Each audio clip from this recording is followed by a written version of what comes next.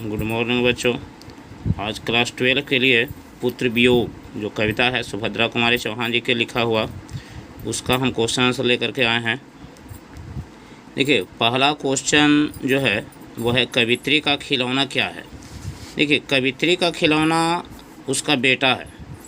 बच्चों को खिलौना प्रिय होता है, वह उसकी सर्वोत्तम वस्तु होती है। वह जो है वो बच्चा जो होता है वो खिलौना से बहुत अधिक प्रेम करता है। बिल्कुल उसी तरह कवित्री के लिए उसका बेटा उसके जीवन का सर्वोत्तम उपहार है ना। वह जो है अपने बच्चे को ही जो है वो खिलौना समझती है और दिन रात जो है वो उसके प्रेम में ही जो है वो पड़ी रहती है ना। तो चलिए क्वेश्चन नंबर 2 जो है वो देखते हैं बाबू। देखिए, कवित्री जो है वो स्वयं को असहाय और विवश क्यों कहती है। देखिए, कवित्री स्वयं को असहाय और विवश इसलिए कहती है कि उसने अपने बेटे की देखभाल तथा उसके लालन पालन पर अपना पूरा ध्यान केंद्रित किया है। बेटे को ठंड न लग जाए, बीमार न पड़ जाए, इसके लिए सदैव उसे गोदी में रखा। मंदिर में पूजा अर्चना किया, फिर भी बेटे के असमय मृत्यु को टाल न सकी। वह नियति के आगे हार गई। ठीक है, इसीलिए जो है वो कवित्री स्वयं को असहाय और विवश महसूस करती है, क्योंकि वह अपने बेटे को इतना करने के बावजूद भी जो है वो नहीं बचा पाती। देखिए, अगला क्वेश्चन है बाबू इसका, क्वेश्चन नंबर 3, पुत्र के लिए माँ क्या क्या करती है। देखिए, पुत्र के लिए माँ अपना सुख सुविधा भूल जाती है। उसे अपने सुख सुविधा के विषय में सोचने की जो है वो छुट्टी ही नहीं रहता। वह इसके स्वास्थ्य एवं सुरक्षा का पूरा ध्यान रखती है। बेटा को ठंड न लग जाए अथवा बीमार न पड़ जाए, इसके लिए उसे सदैव गोद में रखती है। उसे लोरी गीत सुनाकर सुलाती है। उसके लिए मंदिरों में जाकर के पूजा अर्चना करती है। ठीक है, चलिए अगला क्वेश्चन की ओर चलते हैं बाबू हम लोग। जो क्वेश्चन है यह है, अर्थ स्पष्ट करें। आज दिशाएं भी हंसती है उल्लास विश्व पर छाया। मेरा खोया हुआ खिलौना अब तक मेरे पास ना आया। देखिए, प्रस्तुत पंक्ति पुत्र वियोग शीर्षक कविता से संकलित है, जिसके कवित्री सुभद्रा कुमारी चौहान हैं। उन्होंने कहा है कि आज सभी दिशाएं पुलकित है, खुश है, सर्वत्र प्रसन्नता छाई हुई है, सारे विश्व में उल्लास का वातावरण है, लेकिन मेरा खोया हुआ जो खिलौना है वो अभी तक के जो है वो मेरे पास नहीं आया है।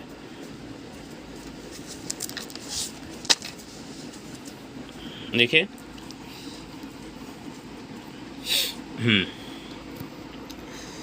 देखिए, तो खिलौना अब तक मुझे प्राप्त नहीं हुआ है। कवित्री के पुत्र का निधन हो गया है, इससे कवित्री काफ़ी दुखी और निराश है ना। चलिए क्वेश्चन नंबर आगे की ओर बढ़ते हैं बाबू। 5वां क्वेश्चन है, देखिए, माँ के लिए अपना मन समझाना कब कठिन हो जाता है और क्यों। देखिए, माँ के लिए अपने मन को समझाना तब कठिन हो जाता है जब वह अपना बेटा खो देती है। माँ बेटा की अमूल्य धरोहर होता है, माँ की आंखों का तारा होता है, माँ का सर्वस्व यदि क्रूर नियति द्वारा उससे छीन जाता है तो उसके बेटे की मृत्यु हो जाती है, छीन लिया जाता है, उसके बेटे की मृत्यु हो जाती है, तो माँ के लिए अपने मन को समझाना कठिन हो जाता है। चलिए, तो देखिए, इससे पहले कि हम अगला क्वेश्चन में चलें, जो बच्चे नए हैं या जो बच्चे जो है जो इस चैनल से जुड़े हुए हैं, तो वह जो है वो अन्य बच्चों को भी जो है वो चैनल को सब्सक्राइब करने के लिए बोले, है ना, और चैनल को सब्सक्राइब करें, लाइक करें। तो चलिए क्वेश्चन को जो है हम आगे लेकर के जो है वो चलते हैं। पुत्र को छौना कहने से क्या अभिप्राय है। देखो, छौना जो है का अर्थ जो है वो हिरन आदि पशुओं का बच्चा को कहा गया है ना। तो पुत्र वियोग शीर्षक कविता में कवित्री ने छौना शब्द का प्रयोग अपने बेटे के लिए किया है। देखिए, हिरन अथवा बाघ का बच्चा बड़ा भोला तथा सुंदर दिखता है, इसके अतिरिक्त चंचल तथा तेज भी होता है, अतः कवित्री द्वारा छौना कहने का अभिप्राय यही है।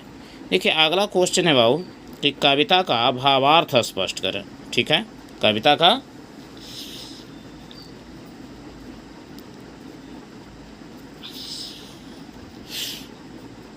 देखो कविता का भावार्थ स्पष्ट करें। तो देखिए, कवित्री सुभद्रा कुमारी चौहान ने पुत्र वियोग शीर्षक कविता में सदा के लिए बिछड़े बालक की याद में विलाप करती है। वे उसकी की गई सेवाओं को याद करती है, वह पुत्र के लिए के निधन के बाद काफ़ी अशांत रहती है।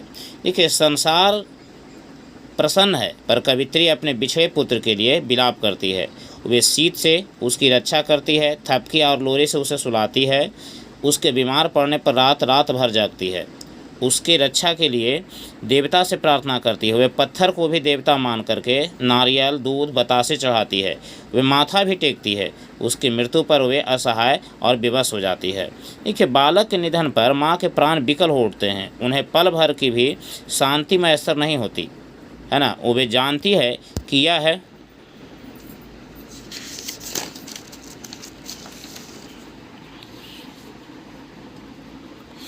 ये देखिए, खोया हुआ धन वापस आने वाला नहीं है। उसका मन रोता रहता है, जीवन जटिल और नीरस प्रतीत होता है। उसका जीवन सूना सूना हो गया है। काश एक बार भी वह बालक लौटकर आ जाता। वे प्यार से उसका सिर सहलाती। माँ के लिए बेटा खो करके जीना बहुत ही कठिन हो जाता है। भाई बहन एवं पिता धीरे धीरे भूल जाते हैं, पर माँ अपने बेटे को कभी नहीं भूलती। देखिए, यह जो कविता है वो बहुत ही मार्मिक है ना। इसमें ये जो मार्मिक जो पंक्ति जो लिखा गया है, इससे तो यही स्पष्ट होता है जो इसमें कि ये जो कविता जो है वो कवित्री पूरी तरह से अपने माध्यम से जो संसार में जितने भी माएँ हैं उसको लेकर के उन्होंने कहा है ना। चलिए अगला में बढ़ते हैं बाबू। अगला जो क्वेश्चन आपको जो है वो दिया गया है कि मर्म स्पष्ट करें। भाई बहन भूल सकते हैं, पिता भले ही तुम्हें भुलावे, किंतु रात दिन की साथिन माँ कैसे अपना मन समझावे। देखिए, प्रस्तुत पंक्ति पुत्र वियोग शीर्षक कविता से संकलित है, जिसके कवित्री सुभद्रा कुमारी चौहान हैं। इस कविता के माध्यम से कवियत्री ने माँ के वेदना भरे विलाप को प्रस्तुत किया है। भाई बहन में प्रेम अधिक होता है, लेकिन बहन धीरे धीरे या भाई भी जो है वो उसको धीरे धीरे भूल जाती है, पिता भी उसको भूल जाता है, लेकिन रात दिन साथ रहने वाली माँ अपने पुत्र को कभी नहीं भूल पाती है। तो देखिए, ये जो पंक्ति है, ये जो कविता जो लिखा गया है सुभद्रा कुमारी चौहान जी के द्वारा, बहुत ही मार्मिक है।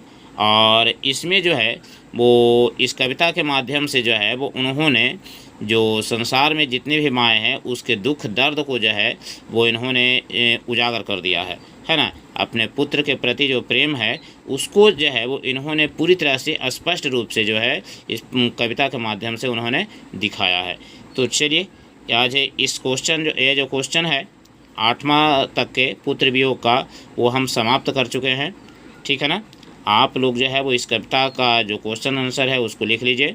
जब कविता समाप्त होगा तो इसका ऑब्जेक्टिव क्वेश्चन भी आप लोगों को जो है वो करवा दिया जाएगा, ठीक है। देखने के लिए धन्यवाद।